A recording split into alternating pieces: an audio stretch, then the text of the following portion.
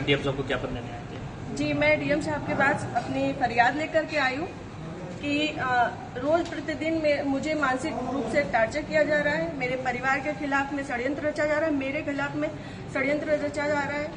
और ये षड्यंत्र के सूत्रधार जो है वो आदरणीय हमारे पूर्व सांसद सुब्रत पाठक जी, जिन्होंने हमारे गेस्ट हाउस को लेकर के हमें ये कहा कि हम भूमाफिया हैं। मैं आप सब लोगों को ये बात को अवगत करा देती हूँ कि हमारी जितनी भी जमीनें हैं 35-40 बीघे से ज्यादा जमीन नहीं, और जिसमें हम मेरे खुद के नाम पे सिर्फ 3 बीघे जमीन है, और 3 बीघे जमीन वाली महिला कैसे भूमाफिया हो सकती है? और 35-40 बीघे की जमीन में हम मेरे ससुर साहब, मेरी सासू माँ, मेरे हस्बैंड और मेरे देवर देवरानी 6 लोग आते हैं। इतनी सी जमीन में कैसे लोग भूमाफिया हो जाते हैं? जो ये बड़ा उससे कह रहे हैं कि चपुन्ना के भूमाफिया। और रही बात मेरे गेस्ट हाउस की, राधा रानी गेस्ट हाउस की, तो आज इन्हें ये पर लग रहा है कि वो हमने सरकारी भूमि में बनाया है, अवैध जमीन पे कब्जा किया है।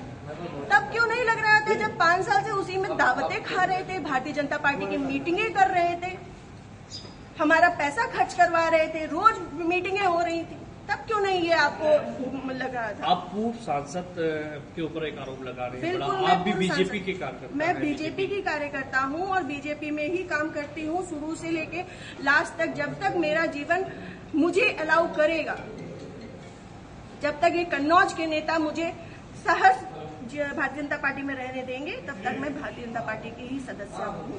पार्टी में आपने इसकी उच्च पद पे लोगों से शिकायत की है? मैंने ये इस विषय के बारे में यहाँ से लेके प्रदेश अध्यक्ष तक को सबको सारी बातें पता है, और आज से नहीं पता है, ये पिछले 2 सालों से पता है। मेरे पिताजी, मेरे ससुर साहब, मेरे हस्बैंड, हम सब लोगों के लिए हत्या तक का मतलब षड्यंत्र रचा जा चुका है, और विगत के चुनाव के निर्णय के बाद ही रचा गया। पिछली 4 जून को रिजल्ट आया है, पिछली 3 जून को ये हमारे गांव गए थे। हमारे गांव जाकर के इन्होंने, हमारे राइवल्स हैं जो, उनके घर जाकर के इन्होंने 2 घंटे की बैठक रखी जिसमें षड्यंत्र रचा गया। और उसके बाद ही उसी दिन इनके एक प्रमुख कार्यकर्ता कहिए, चमचे कहिए, कुछ भी कहिए, वो जीतू त्रिपाठी, उन्होंने मेरे ससुर साहब को फोन किया, जिसकी मैं रिकॉर्डिंग आप सबको भेजूंगी और चाहूंगी कि मीडिया में आप चलाएं। उन्होंने मेरे ससुर साहब को धमकी दी कि अगर चपुन्ना चुनाव नहीं जीता तो आपको 4 तारीख के बाद देख लिया जाएगा। उसके बाद से ये सारा षड्यंत्र रचा गया। क्या चुनाव हरवाने में आपका भी श्रेय जाता है? मैं भारतीय जनता पार्टी तरीके से वो आरोप लगा रहे हैं क्या? वो कुछ भी कहे, वो तो ये भी कह रहे हैं कि भाई नेहा त्रिपाठी ने 20 लाख रुपए ले लिए थे सपा से। वो तो उनका मुंह है, कुछ भी कह सकते हैं। पर मैं भारतीय जनता पार्टी की कार्यकर्ता हूँ, और सभी लोग सोशल मीडिया जानते हैं, चलाते हैं, सभी लोग मेरी आईडी में देख सकते हैं कि मैंने किस तरीके से काम किया है। मैं सुब्रत पाठक के लिए काम नहीं करती, मैं भारतीय जनता पार्टी के लिए काम करती हूँ। आपने प्रशासन और पुलिस से शिकायत की इस बारे में? जी, मैंने पिछली 25 तारीख को प्रशासन पुलिस से शिकायत की थी, जिसमें सीओजी की टीम गठित है, और अभी तक कोई भी पकड़ा नहीं गया है। क्या मानती है पुलिस, प्रशासन और पुलिस दोनों लापरवाही कर रहे हैं? संभवतः हो सकता है, क्योंकि जिस हिसाब से अब दिन बीतते जा रहे हैं तो मेरा भी सब्र का पैमाना टूटता जा रहा है, और मुझे, मेरे परिवार को बहुत ज्यादा खतरा है इन लोगों से जो हमारे दुश्मन हैं।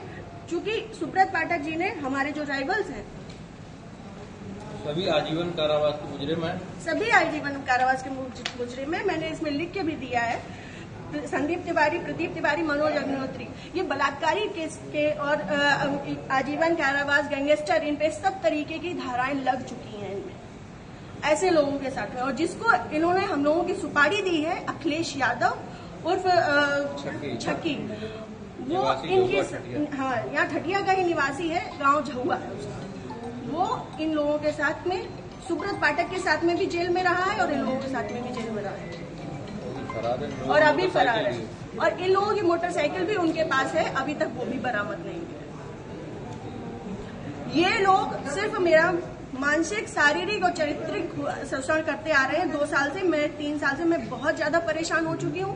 अब ये चीजें नहीं होंगी। आज आपने जिलाधिकारी से बातचीत की, क्या उन्होंने आश्वासन दिया? उन्होंने मुझे पूर्ण आश्वासन दिया है कि इस पे निष्पक्ष जांच होगी, क्योंकि हमारे पास रिकॉर्ड्स भी हैं, हमारे पास सबूत भी हैं और बहुत सारी चीजों के सबूत हैं। समय आने पे मैं वो सब आपके सामने रखूंगी। जिले में जो भी भ्रष्टाचार हो रहा है, जो जिला पंचायत में भ्रष्टाचार हो रहा है, जो ब्लॉक प्रमुख में भ्रष्टाचार हो रहा है, ब्लॉक में भ्रष्टाचार हो रहा है, वो सारी चीजें मैं आप सब लोगों के सामने रखूंगी। अगर आपकी सुनवाई आज नहीं होती तो आगे क्या कदम उठाएंगे आप? मैं आप लोगों का सहारा लूंगी और आप लोगों का सहयोग, मुझे पूर्ण विश्वास है कि मेरे साथ हमेशा रहेगा और मैं इस पे अपनी अंतिम सांस तक अब फ्रंट के पैमाने में आकर के लड़ूंगी। Thank you.